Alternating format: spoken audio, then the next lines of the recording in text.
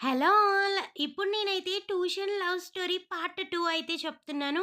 Part 1 చూడని వాళ్ళు part 1 చూసేసి ఈ పార్ట్ 2 వినేయండి. తను ఉండి మీకు ఎంత చెప్పినా అర్థం కాదు. నన్ను లవ్ చెయ్యొద్దు అంటే వినరు. నేనైతే చెప్పాల్సింది చెప్పాను. ఇంక మీ ఇష్టమని వెళ్ళిపోయింది. ఇంకా నెక్స్ట్ డే నేను ట్యూషన్‌కి పోయినా కూడా అక్కడే కూర్చున్నా.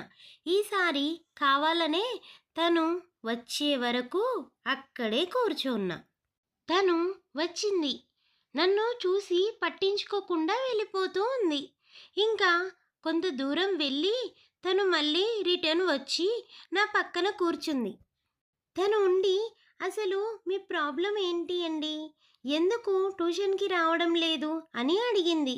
ఇంక నేను మళ్ళీ డిబేట్ స్టార్ట్ చేసిన. మీకు ఎందుకండి ఇది, అది అని. తను ఉండి, ఇప్పుడు అదంతా కాదు. మీరు నన్ను ఎందుకు లవ్ చేస్తున్నారో చెప్పండి చాలు. అప్పుడు ఆలోచిస్తా నేను. ఏమి చెయ్యాలో అని అనింది. నేను ఉండి, మీ క్యారెక్టర్ అండి. అది అంటే నాకు చాలా ఇష్టం అని అన్నా. తను ఉండి, అవునా! నా క్యారెక్టర్ అంటే నీకు ఇష్టమా? అసలు నా క్యారెక్టర్ ఏంటో చెప్పు చూద్దాం అంటే, నేను ఉండి, సరే చెప్తా వినండి. మీరు 10 డేస్ బ్యాక్ నన్ను కొట్టారు. దానివల్ల నాకు మీ మీద చాలా కోపం వచ్చింది. మళ్ళీ చూడొద్దు అని అనుకున్నా. కానీ నిన్న మీరు నా కోసం చూపించిన కేరింగ్ నాకు నచ్చింది. నేను అక్కడ నా స్టడీస్‌ని నెగ్లెక్ట్ చేసి పాడవుతున్నావని ఆలోచించావుగా. అప్పుడు అనిపించింది ఇంత మంచి క్యారెక్టర్ ఉన్న అమ్మాయిని వదులుకోవద్దు అని. అయినా కొట్టి మళ్ళీ దగ్గరికి తీసుకునేది ఒక అమ్మ ప్రేమ మాత్రమే. కానీ నీ ప్రేమ కూడా అలానే ఉంది. అప్పుడు నేను ఎలా వదులుకుంటా చెప్పు అసలు?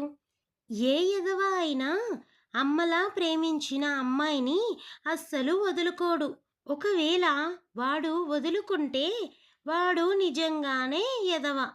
కానీ నేను ఎదవని కావాలి అని అనుకోలేదు. సో, నిన్ను వదులుకోను అని చెప్పిన. తను ఉండి, అవునా!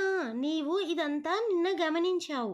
మరి ముందు నన్ను ఫాలో చేశావుగా, అప్పుడు ఏమి గమనించావు అని అడిగింది. అప్పుడు నేనేమి చెప్పా? అసలు తను ఏమి అనింది? నేను చెప్పింది కరెక్ట్ అనిందా? రాంగ్ అనిందా? మరి ఇదంతా పార్ట్ 3లో తెలుసుకుందాం.